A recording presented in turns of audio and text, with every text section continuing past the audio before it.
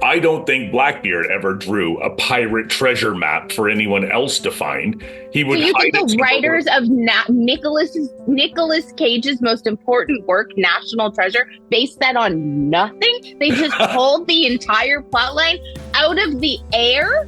Did you just call National Treasure Nicolas Cage's most important work?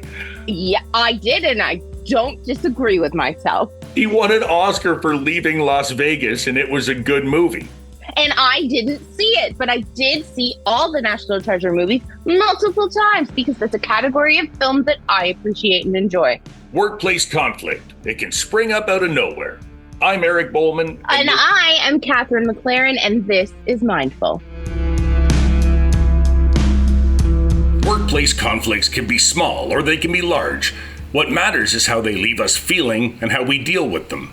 Dr. Dayna Lee Baggley, our guest today on Mindful, has created a free tool and app to help us all navigate workplace conflict better. I'm a registered psychologist. I'm in Halifax, Nova Scotia. I'm actually registered in Nova Scotia, Ontario, BC, and Alberta. I'm trained as a clinical psychologist, so I have a PhD in clinical psychology from UBC. Spent most of my career working in health psychology, working on medical, surgical, and cancer care units at the hospital. And I was there for wave 1 and wave 2 of the pandemic. I was a frontline worker. After wave 2, I left for my own burnout reasons. And now I do work with workplaces. So one of the things, as a psychologist, you spend a lot of time with the individual and like helping them, have coping skills and those kinds of things. But then you also sometimes recognize that you're sending them back to environments that are actually not very healthy environments. And so that was kind of my desire to help fix the environments and provide support to workplaces. So we do mental health in the workplace things now. So things like training leaders. We had some funding. I also do research at St. Mary's University and Dalhousie University. We got some funding during the pandemic to do burnout intervention for frontline workers. And again, because I was a frontline worker, I was like, we're not telling these people they just need to do more yoga. Like, we're not going to tell them they just need to do more meditation. And so we actually did a leadership program to help leaders manage their own burnout, but then do things that we know from the literature can also help employee burnout and their staff burnout. And we found good results from that over 3 randomly controlled trials during the pandemic. And so that's what I do now is mental health in the workplace, training leaders, mental health presentations, topics like that to help improve both, help the employee be as empowered as possible, but also help the environment be someplace that's healthier and supportive of well-being. And you've created this new toolkit to help people manage workplace conflicts. And I hadn't until this moment considered that burnout might be one of the results of a workplace conflict that isn't dealt with properly or quickly. Was that one of the motivating factors for creating this? Well, we actually got funding from the Government of Canada's Workplace Harassment and Violence Prevention Fund. And so this fund is to help a federal law called Bill C-65. And Bill C-65 is for federally regulated sectors, and they have to meet the requirements of Bill C-65, and it's on harassment and violence prevention. And so one of the things that you have to do in Bill C-65 is you need an informal pathway for conflict resolution and then a formal pathway for conflict resolution.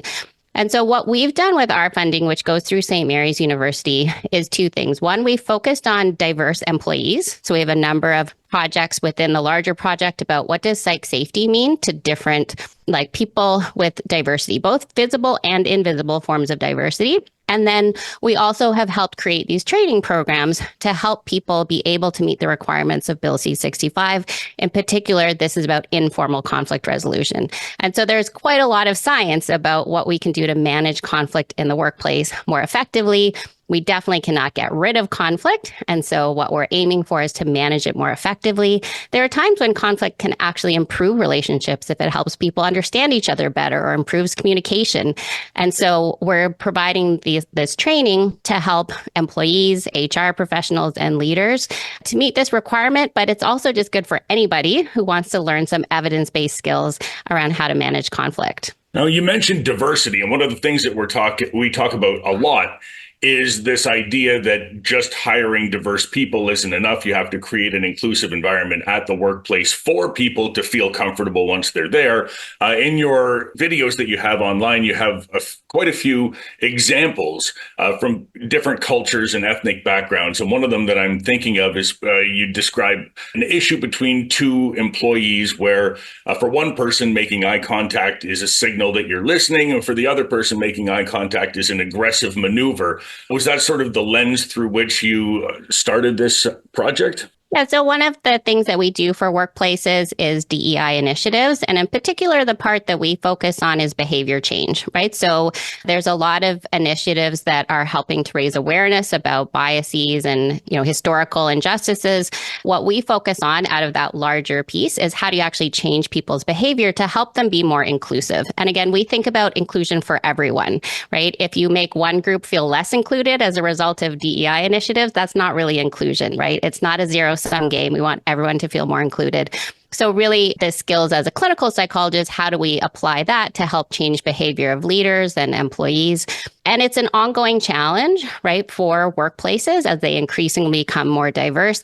And so the skill sets that we're teaching people are really about how do you ask those kinds of questions, right? How do you have difficult conversations so that you can understand whether looking somebody in the eye is a sign of respect or disrespect? Because again, different cultures can have different lenses on that. It's not the goal to be able to understand all cultures everywhere and then to be able to make assumptions because you think you know somebody else's culture or heritage. The goal is really about how do you have those conversations. So because having the conversation can build psychological safety because then it's okay to talk about these difficult things and you can, prevent misunderstandings at the beginning as opposed to when they start to escalate. And so, my own history, my dad is an immigrant from Hong Kong, so I'm biracial. And so I also have personal kind of interest in how do we make environments more inclusive. And again, for everybody, psychology itself as a discipline is often not very diverse for lots of different reasons, but we can make use of some of the knowledge we have to help change that, again, in more effective ways because we can use the science behind it. And also to, part of our work we're doing interviews and focus groups with people from diverse backgrounds on what does safety mean. So again, to make sure that different voices are being heard, that the training is applicable for different people. So the training that we have now is actually at a pilot stage, and we're hoping to have people give us feedback to work with companies to, again, make sure that that is, applicable and resonates with lots of different people from different backgrounds. And we have a number of projects with some of our Indigenous partners, for example, and other groups of diversity to make sure that we're providing training that speaks to everybody. Now, one of the things you talk about is that when a conflict happens, if it's something that keeps you up at night or that you continuously worry about, that's why I brought Kathryn here today, because she's the only person at my workplace who I've had a conflict with that kept me up. And that was when I first started at the CPA. I send out the emails that everybody gets, the monthly newsletter. And at one time, I sent it out in such a way that Kathryn got a acknowledgement of reply for every single person who received that email. So I flooded her inbox with more than 2,000. Yes, on my first week working there. And I thought, we're never going to be okay. We're never going to be friends. But now we've worked it out and she thinks I'm terrific. So that's why I brought her here today. Yeah. This is true. I do find Eric terrific, but I also understand that was this computer that did you dirty. And honestly, but those are the kinds of things that happen in workplaces that if they're not resolved can really escalate, right? And we can come up with, we talk about there's a difference between intention and impact, and we judge ourselves by our intentions, but we judge other people by their impact, right? So clearly his intention was not to annoy you, but you could have interpreted the impact was, well, you did bother me. This was a big hassle for me. And so helping people, again, when it's at those informal stages where it's at the low level of conflict before it escalates to the bigger, the more extreme forms of conflict. I will say that Eric did buy me a 4-pack of beer about a week after this incident, which is about how long it took for me to clear that inbox. I bet. So it was very well resolved. Yeah, absolutely. Right. That's one of the things that I wanted to talk to you about, what are some of the things that happen when a workplace conflict isn't resolved, when it festers and goes on? Does it need to have another, like, are other conflicts piling on top of it, or can just one conflict that goes unresolved cause problems down the road? And what kind of problems might those be? Yeah, so we know that often extreme forms of conflict like violence and harassment, bullying do start at lower levels. So it's described as incivility in the literature about these small behaviors. The classic one that people talk about is like the temperature in the office and arguing about the thermostat, right? And when they're not well managed, then they can escalate where you're adding on more and more conflict and it's escalating between the people. So one of the courses that we have is on conflict styles, and this is a well-validated tool about measuring what kind of conflict style you tend to use. And the goal is actually that you have lots of different conflict styles, that you can use different ones because the different styles are good for different situations. And so you want to have all of them in your toolbox. But one of the ones that happens for leaders, if they tend to use avoidance, the avoiding a conflict style, is that then these small incidents don't get well managed and then they can escalate into bigger incidents.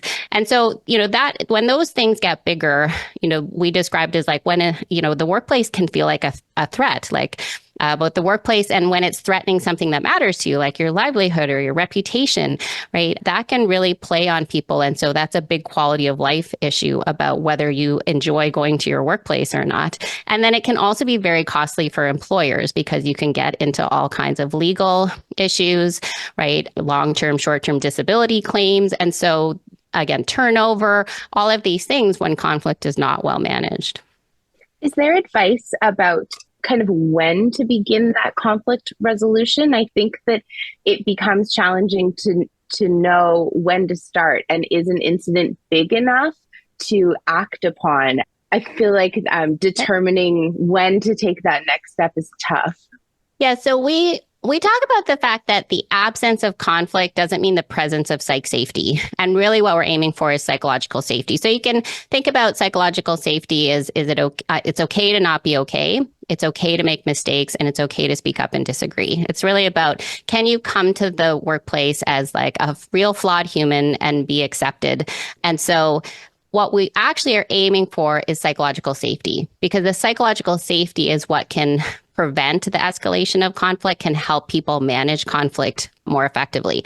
And so what some of the tools that we teach are about, how do you have conversations, right? How do you have conversations in a more psychologically safe way, again, based on things we know from the literature, so that it doesn't have to be a decision about, does this need to be resolved or not? You're having ongoing conversations. And so that's how you catch it, right? That's how you catch when things are starting to escalate or there's tension that's building, because you talk about it on a regular basis. You're able to talk about difficult subjects on a regular basis, so that it doesn't have to be a choice point of like, do I need to do something or not? It's that we're having these ongoing conversations, and we can talk about how do we want to, resolve this, or how do we want to handle this. We don't have to have people agree all the time. Sometimes just understanding where people are coming from, right? And again, the conflict styles go through different types of, problem solving, compromise, all kinds of different ways that you can resolve it. And then the other course on conflict management is, how do you have those difficult conversations on a regular basis so that you're building that psych safety. And is it different for somebody in management, say, than it is for somebody who's lower level? I noticed in some of the points that you were putting together, like, for example, the forcing style of conflict resolution seems to be more of a management to subordinate sort of thing. Like, can we maybe infer that people with a forcing style end up in management, or that being in management encourages and increases the likelihood of using a forcing style? So, the courses that we have include courses for employees, and then courses for HR professionals who often end up managing conflict, and then courses for leadership. And so you have different options when you're an HR professional or a leader about how to work through conflict, because you have a few more carrots and sticks, right, than an employee does. What we know about the different, conflict styles is that you want to be able to use all of them. So if a manager is constantly using forcing, and that's what forcing is about, is kind of like making decisions kind of unilaterally, and just like, that's how I make the decision, that's it, we're done, you just have to follow it, kind of thing. And so if a leader is always doing that, that usually becomes problematic. But when a leader is never doing that, it's also problematic. Like a great time to use forcing is if you're negotiating something and the other team is playing dirty, right? If they're trying to get what's best for them, then you do actually want to have the skill of forcing, which can also be negotiation tactics, right? Making sure that you're getting your needs met without worrying so much about what the other side is doing. And there are times when that's appropriate. Some people need to actually learn that skill, right? On average, women, for example, are not taught to use those kinds of skills because we're taught to play nice. And so we can end up in negotiation situations where you can be taken advantage of because they're playing dirty and you're playing nice, right? And so it's those kinds of skills that we want people to have a variety. We refer to it as psychological safety. That's part of acceptance and commitment therapy, where basically you have lots of different behavioral options to suit the situation. And that's where people become, really adaptable and they're flourishing because they can use a whole bunch of different strategies depending on what's going to work in the situation. Yes, I'm just wondering if maybe I took the test and I have scored very low on forcing, but very middle of the road on everything else. And I just thought maybe that meant I wasn't management material. But well, one of the things we talk about in some of like our DEI training is how we have stereotypes for leaders, right? So, and we often talk about the stereotype of men being leaders, but there's also a stereotype of extroverts being leaders, right? That to be a leader, you should be extroverted and charismatic. But there are some leadership roles where being an introvert is exactly the right kind of like skill set that you need for that leadership position, right? So, what you do want to be mindful of is, in a company, if all your managers are using forcing all the time, then you've created quite a culture there, which on average is not going to be beneficial because you don't want to overuse that strategy, right? But also if you have an organization where all the leaders are using avoidance, it's also not going to be adaptive. So again, having the ability to do the different styles is really the most adaptive version. Now, it strikes me, we talk a little bit about the hiring process.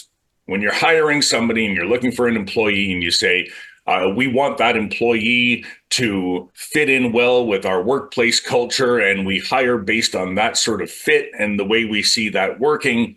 But once the employee is in there, fitting in with the workplace culture, using good conflict resolution strategies and tactics seems to not be something that's necessarily rewarded in the corporate system.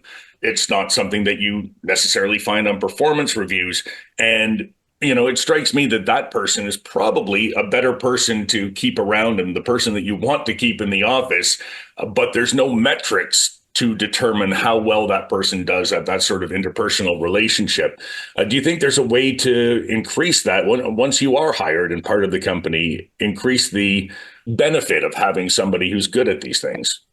Yeah, absolutely. We know that it does. Again, we historically call them soft skills, all these interpersonal skills, but increasingly in our modern workplaces, that's the whole deal, right? That's the most important skills because a lot of us are not making widgets anymore. We're doing all kind of knowledge work, and that is like very dependent on other humans. And so those kinds of interpersonal skills, like we would include conflict as part of interpersonal skills, are really important. And so, there again is a whole field. It's not my field, but a whole field in industrial organizational psychology that's about hiring, about how do you use evidence-based, assessment tools to make those kinds of decisions. What do you reward in an organization, right? This is why we sometimes want to work with organizations about what gets rewarded, what doesn't get rewarded. Are you paying attention to what you're rewarding? Are you are you rewarding the things you want to see more of, or do you just pay attention to the stuff that you don't want to have happen? Again, that's the opposite of like reinforcement theory that we know from psychology. And so there's a lot of things happening in workplaces that are not best practices, they're not science-based, and there's actually a ton of research that we could be using for workplaces to make them better, right? And so, there's a lot of, I hear people doing these personality tests in the workplace, and some of them, there's no science behind it. There's not even any reliability about it, and nobody else in the world studies that personality trait beside that one company that's selling you this test.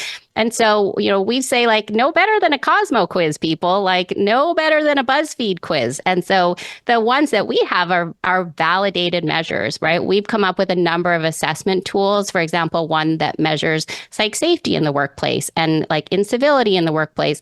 these kinds of things so that companies can have some data and make some, decisions about it. So a lot of times companies are doing random acts of wellness, right? They're kind of throwing spaghetti at the wall. They have no data to see what works. At most, they'll have, kind of participation data, usage data.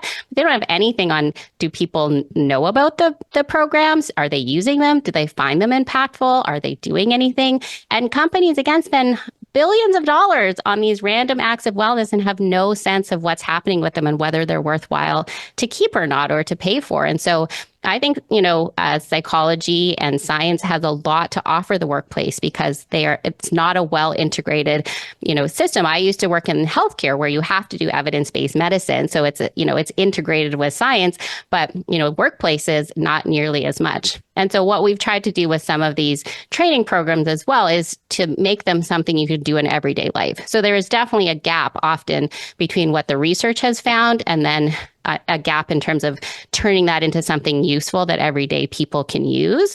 And that kind of implementation science, which is, again, something that psychology can do really well because we're good at changing behavior, right? We know all kinds of science about changing behavior. And so that's what we've tried to do is convert all this literature.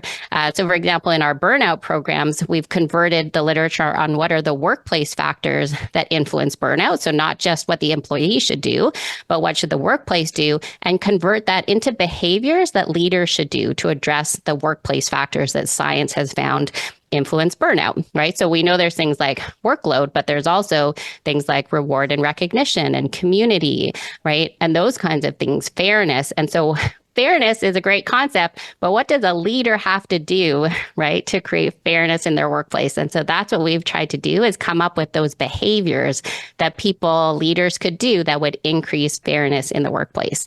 And so kind of bridging that gap between what does the science say and then what do you do in your everyday life? And how scalable are these training programs? Because we talk about billions of dollars for wellness programs, but are you seeing these being taken on by smaller organizations as well as, like, I'm thinking of like Bell and TELUS, sure, right. But when it's smaller teams, more local teams?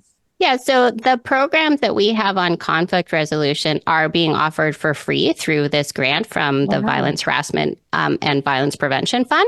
And so they're freely available to any workplace to use and to try out. They're highly scalable, right? They're the kinds of things that really you want people to have in their onboarding, like not just how do they get their password or how do they open their email, but how do we handle conflict here, right? What are your skill sets around conflict management?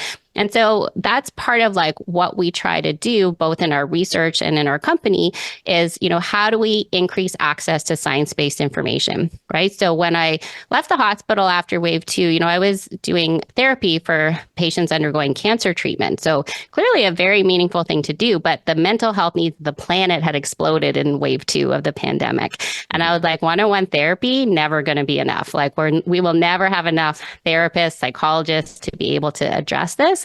And so one of the things that, I tried to do with research in our company is how do we increase access to science-based information? How do we make more scalable options for people? Because there's so much psychology that would actually help reduce people's suffering just at a psychoeducation level, right? That's what a lot of these courses, that's what the level is. They're not meant to treat mental illness. They're not sufficient to treat a mental diagnosis, but they're this information that we know through psychology that helps make life make more sense and people make more sense, and right, so that we don't have to suffer so much. And so there's a lot of that kind of knowledge that we're trying to get out for people. And so we have a number of different things that we do to try to do that. That's part of why I do presentations or train leaders, because again, you can have this diverse impact, right? Clearly, we should have psychologists that do one-on-one therapy. There are people who need that, right? But there's also this gap where we could be offering psychology knowledge before it gets to that stage, right?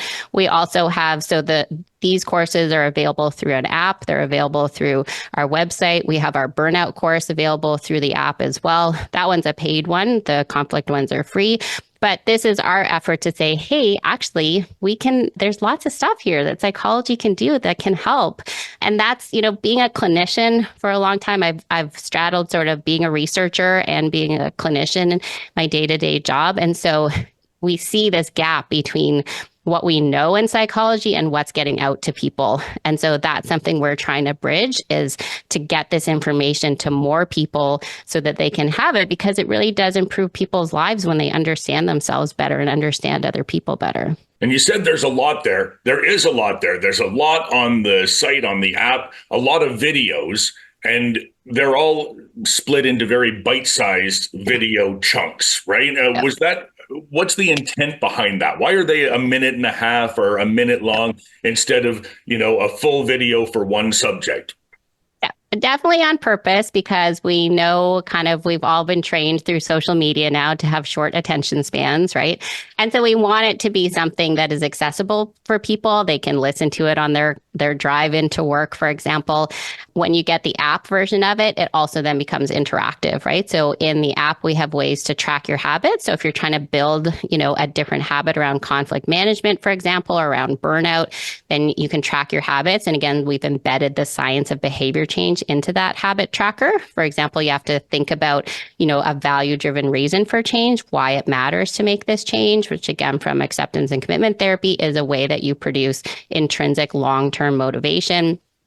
There's other features in the app where you can track your battery, right? So your energy level, you can track your stress level, you can share it with your network so that they understand where you're at each day. Really helpful on a team, especially like remote teams, to know where people are at. That's really like a mental health check, but done in a way that's way less stigmatizing. And so the app version of it gives you all of those interactive tools as well. And we kind of want it to be like psychology in your pocket, right? How can, again, these like little bite-sized things that can help improve people's lives and suffer less, but in ways that they can use in their everyday life, right? So even as a psychologist, I had 1 hour out of their week when I would see them. There's a whole bunch of other things that happened during that week, right? And so how do you bridge those gaps as well in between when you're getting support? How do you give them these little reminders, these little doses, so that, again, you're building those habits that, again, we don't actually need to know whether people are burnt out. We've done tons of studies on it, and yes, it's definitely getting worse, right? And so what we really need is interventions that are scalable, that work, that people will take. And so we do certainly hope companies will make use of these conflict courses. And because, again, we hope that this helps reduce human suffering and, bring about change in workplaces in a scalable way. Now, I noticed, too, that you are the star of all of those videos, which seems like a lot of work. And I'm just putting it out there. Kathryn is a highly trained and experienced actor. If you needed somebody. And I was thinking about it because Kathryn and I were talking a couple of days ago. And Kathryn, you teach dancers, train dancers, and do that sort of thing. And you were telling me that each one responds to a different style of teaching. Sometimes you have to be mean. Sometimes you have to be gentle. Sometimes, and that you ask them to tell you on their way into the class how they're feeling that day and adjust your style as a result, which I think really speaks to this. You seem to be ahead of the curve when it comes to the way that this works. I teach adults specifically, so it is, and I understand that they're taking my classes for fun and for self-fulfillment. It's not a professional goal, it's a heart goal. So the check-in before class is always quite helpful. Yeah, and definitely one of the things that we're doing in the app as the next kind of iteration of it is personalizing it, right? So basically, what do you need help with today? And then it kind of just feeds you a video. Right now, it's kind of course-like kind of thing, but the next version of it is how do we personalize it so that you get kind of immediate help for whatever the immediate problem is. So for example, we have courses on sleep. And again, the science of behavior change to help with sleep habits or sleep hygiene, which again, lots of people are like, you should get better sleep, but they don't talk about the science of habit formation around sleep hygiene, right? So that's trying to bridge that gap. And so what we're trying to do in the version for that is what's the sleep problem you're having? Is it problems falling asleep? Is it waking up in the middle of the night, waking up too early? And then just give you a very targeted video based on just that one thing that you've talked about. And then we can, give you other information as well if you want to keep learning about sleep and other aspects to improving your sleep. And it's kind of like that question of do you need comfort or do you need some tough love right now? Right? That's the advantage of an app over a video course or an online course is you can adapt it in that way. You can make it interactive. You can make it personalized. And so that's what we're doing in the next stage of that app is how do we personalize it for people so they're getting just the data that they need, right? If they want to take a course, they could take a course, but they're getting that like direct, again, science-based information in a quick bite-sized way that is addressing like the problem they came with that day. One of the examples that you had in your conflict resolution styles, and this just stuck with me, so I had to ask about it, is a compromise, or I think it was under compromise. And the example was that two sisters both wanted one orange, and it turned out one wanted the inside for juice and the other wanted the peel for a pie. And I'm just curious, what kind of pie is made with orange peel? I'm not a baker. Not one of my skill sets. And so I don't know. But yeah, maybe an apple would be a better example because you could make apple pie. I don't know. Many berry pies will call for orange zest, especially anything in the Christmassy flavors. There you go. Yeah, it's a great example. Yeah. I fancy myself sort of a baker. I've never used orange zest, but like pumpkin spice kind of thing, would you say? Think of like a cherry pie, a raspberry pie, anything that lives in that mold spice world. Yeah. Orange zest is a good addition. I mean, my family's lucky if they get fed at all. So like, they don't get fancy stuff. Yeah. I'm a big believer of outsourcing things you're not good at, and cooking would be one of those for me. That's part of our battery management course of how do you save your battery for the things that are most important for you. Well, I think for most people, family is the most important thing for them. Are these skills transferable to a family environment? Are they designed specifically for the workplace, or should people be minding their conflict resolution style with an intimate partner or with kids? Yeah, for sure. They're definitely transferable to any kind of interpersonal relationship that you have. We've given examples from the workplace, but they're basically applicable anytime you have human interactions with other humans, and kind of especially important in some of those long-term relationships like our family or friends. And so, one of the things that we teach people in our programming is how to become value-driven. And again, values being from ACT being how do you want to show up? What do you want to give to the world rather than what you want to get from the world? So they're about how you're going to show up as a human. And then we talk about moving towards or away from your values. So there's no finish line, right? There's no like end point when you're now done thinking about values. It's always just kind of trying to move a little bit more towards than away. And so those kinds of things, again, understanding like not just that family is important, but like who do you want to be in your family, right? So doing lots of work with people with chronic disease, for example, health is not a value. It's a means to an end. What are you going to use the health for, right? And so what kind of parent you want to be is not about what you want your kid to be.